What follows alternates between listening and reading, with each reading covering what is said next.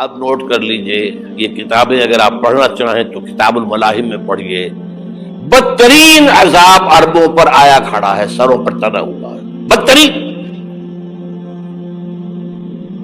ایسی جنگ ہونی ہے الملحمۃ العظمی، جس کو کہ میں بھی آپ کو گواہی پیش کر دوں گا، جسے کہا گیا ہے دی لاسٹ کروسیڈ۔ بش نے بھی کروسیڈ کا لفظ بول دیا تھا، پھر واپس لیا اس نے۔ نکل جاتی ہے جس کے منہ سے سچی بات مستی میں، فقیہ مصلحت بین سے اور ہندے بادہ خار اچھا، کروسیڈ کہہ کر پھر واپس لیا۔ یہ کروسیڈ،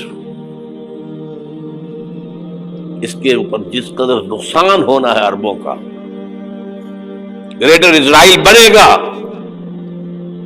یہ عراق، شام، اردن،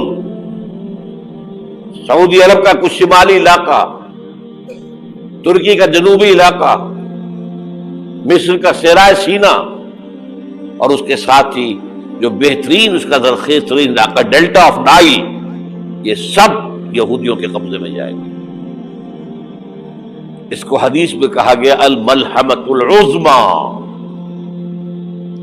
عیسائی 80 علم لے کر اے مسلمانوں تم پر حملہ آور ہوں گے، اور ہر علم کے نیچے 12,000 فوج ہوگی، 9.5 لاکھ فوج۔ یہ نیٹو کی تیاری کس کے لیے ہو رہی ہے؟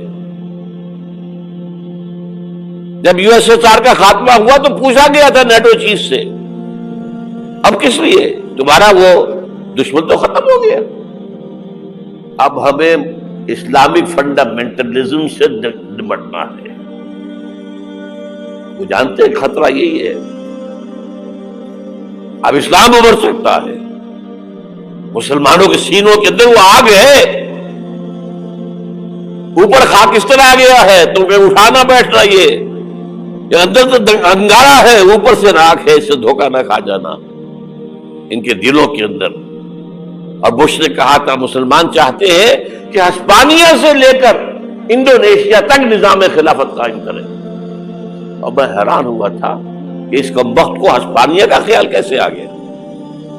ہمیں تو کبھی آتا ہی نہیں، اب ہم تو بھول گئے، وہ تو 500 برس پرانی بات ہے، جبکہ وہاں سے ہمیں نکال دیا گیا تھا۔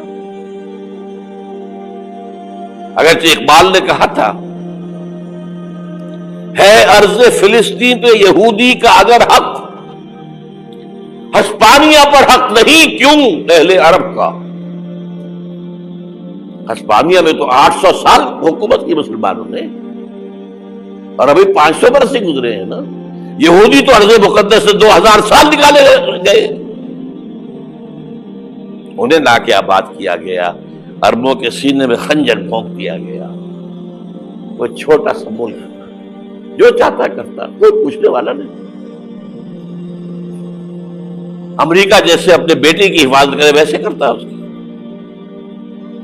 اور حضور نے فرمایا ہے وہ جنگ جب ہوگی تو ایک باپ کے اگر 100 بیٹے ہوں گے تو 99 ختم ہو جائیں گے، ایک بچے گا۔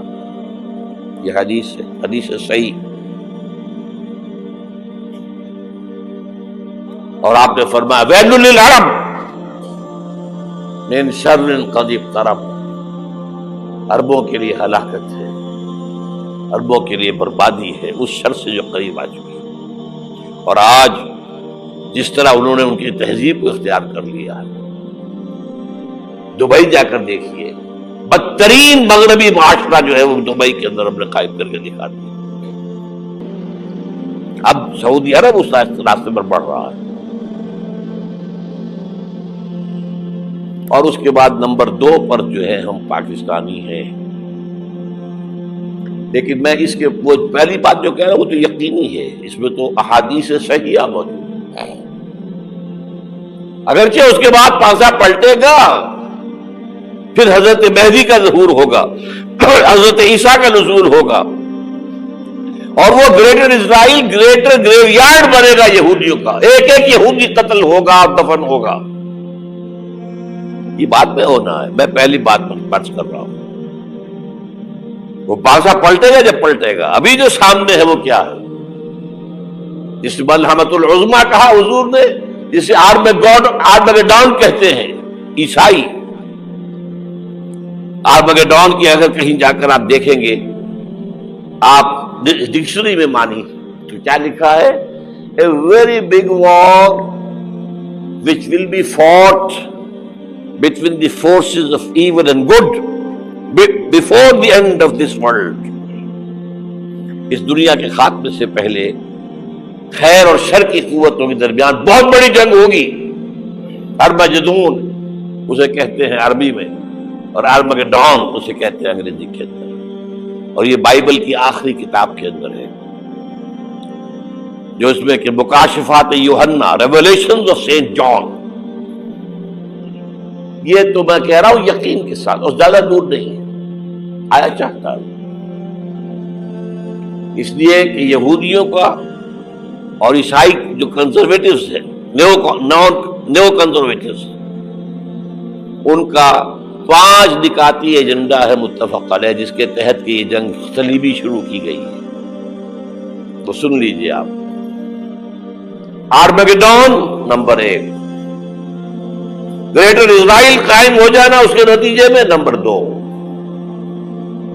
मस्जिद अक्सा और कुबत सगरा को गिराना नंबर 3, वहां 3rd टेंपल, वो मस्जिद जो हजरत सुलेमान ने बनाई थी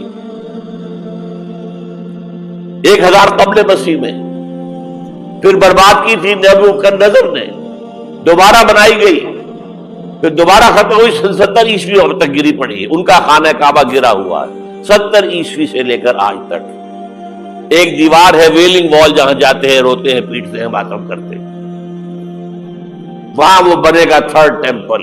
और नंबर 4, उसमें लाकर रखा जाएगा तख्त हजरत दाऊद का।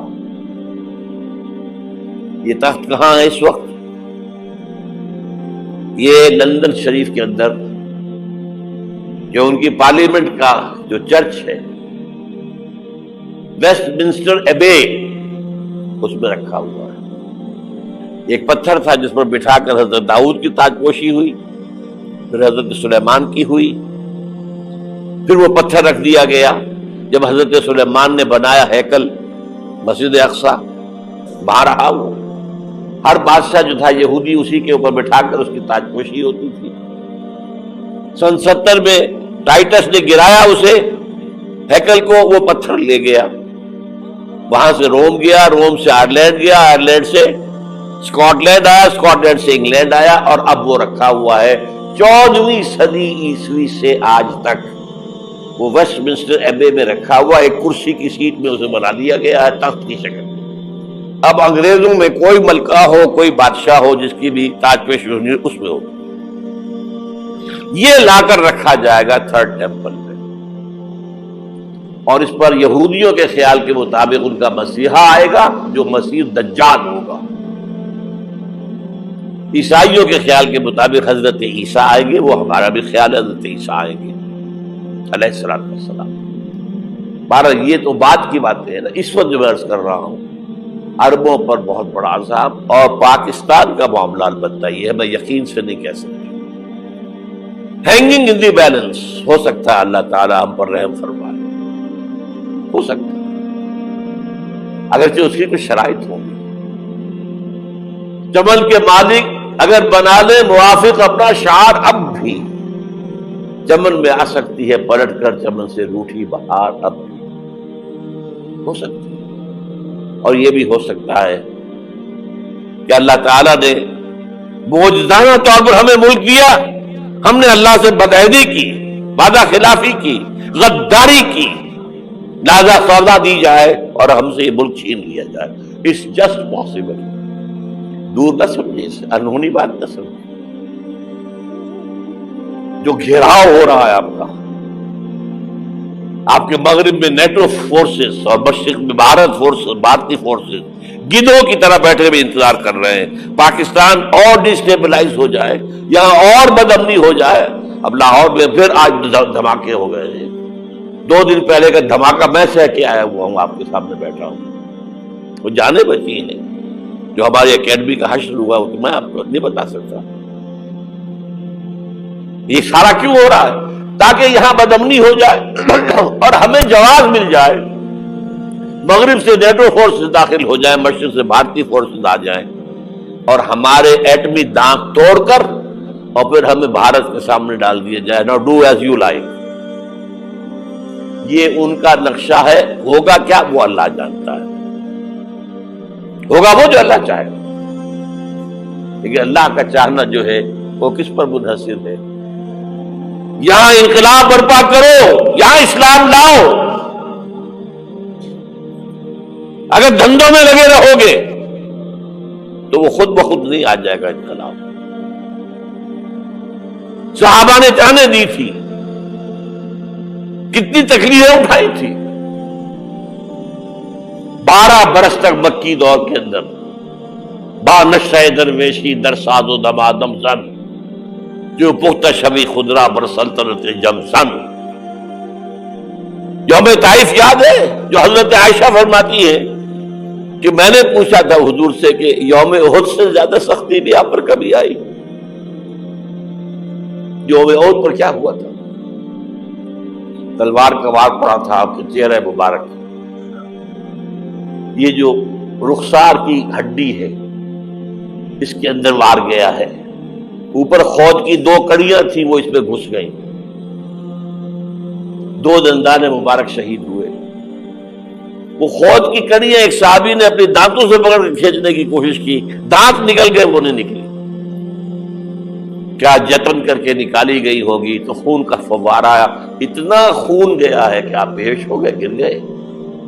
اور مشہور یہ ہو گیا کہ آپ کا انتقال ہو گیا، شہادت ہو گئی. یہ سیرت کبھی پڑھی ہے؟ حضرت عائشہ کے ہوش کا تو یہی دور تھا نا. یوم طائف میں جو آپ کیا تھی، بچی تھی، انہیں کیا پتا کیا ہو رہا ہے اس لوگ کے ساتھ. 3 دن تک حضور مکے کی گلیاں اور وہاں کے اوباش لوگ پتھراؤ کر گئے تھے اس امید میں کہ شاید وہاں کا کوئی سردار ایمان لے آئے. تو یہاں تو ابو طالب بھی فوت ہو گئے. یہی دنیا بھی سہارا تھا، خاندانی سہارا تھا ابو طالب کے ذریعے. اور گھر میں ایک دلجوئی کرنے والی رفیقہ حیات تھی، وہ بھی، ان کا بھی انتقال ہو گیا. آپ نے کہا یہ عام الحزن ہے. اب تو سب کو طے ہو گیا قریش کو کہ اب جیسے قتل کر دو.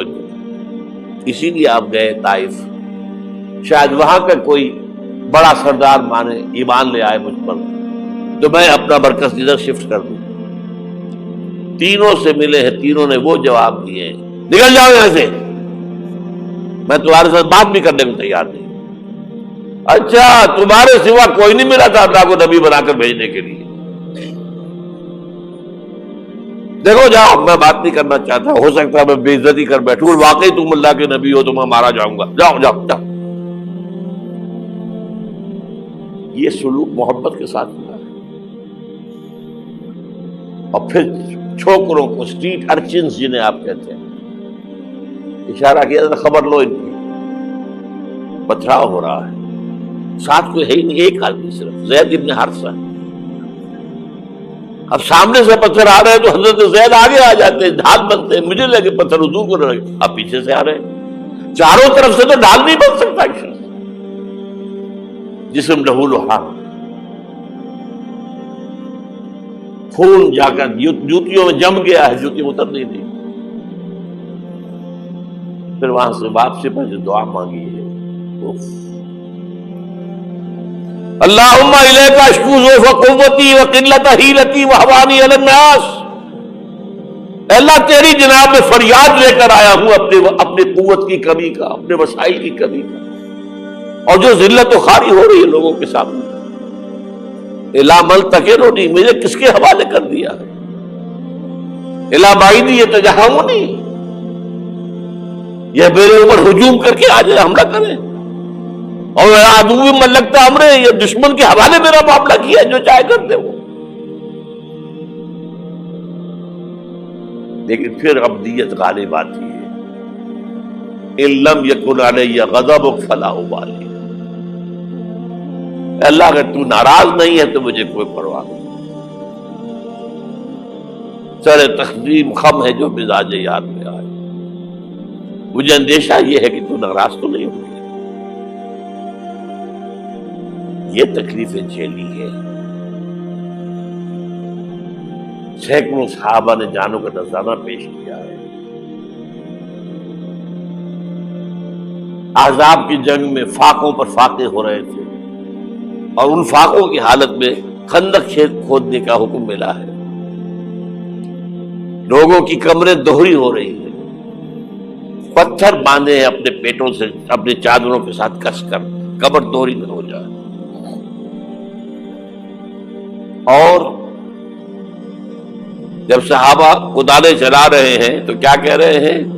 نحن الذین بایعوا محمدا علی الجہاد ما بقینا ابدا اللہم لا عیش الا عیش الآخرہ. صحابہ کہتے تھے ہم وہ لوگ ہیں جنہوں نے محمد سے بیعت کی ہے کہ جہاد کرتے رہیں گے جب تک جان میں جان نکل جائے تو بات اور جان ہے، چاہے ابھی بھوک سے کمر دوڑی ہوئی جا رہی، جان تو ہے. اور ایک دفعہ کہتے تھے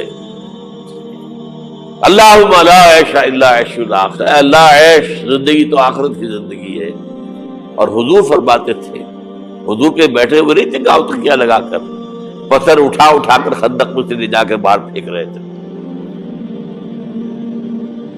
جب صحابہ کہتے ہیں اللہم لا عیش الا عیش الآخرہ، حضور فرما رہے ہیں فاغفر الانصار والمہاجرہ، اے اللہ ان انصار اور مہاجرین کی مغفرت فرما دو. پھر حضور کی خدمت میں کچھ لوگ آئے، حضور اب یہ فاقہ ناقابل برداشت ہو گیا، دیکھیے ہم نے یہ پتھر باندھے ہوئے اپنے پیٹ کے ساتھ. حضور نے کرتا اٹھا کر دکھایا، وہاں 2 پتھر بندھے ہوئے. یہ ہے سیرت النبی. آپ کس چیز کو سیرت النبی سمجھتے ہیں؟ بہرحال اس موضوع پر میری ایک کتاب ہے منہج انقلاب نبوی، یہ انقلاب کیسے آیا تھا. اگر دل میں ذرا بھی آرزو پیدا ہو گئی ہو کہ اللہ قبول کر لے مجھے قبول کر لے اس کام کے لیے، تو وہ کتاب آپ کے لیے مست ہے.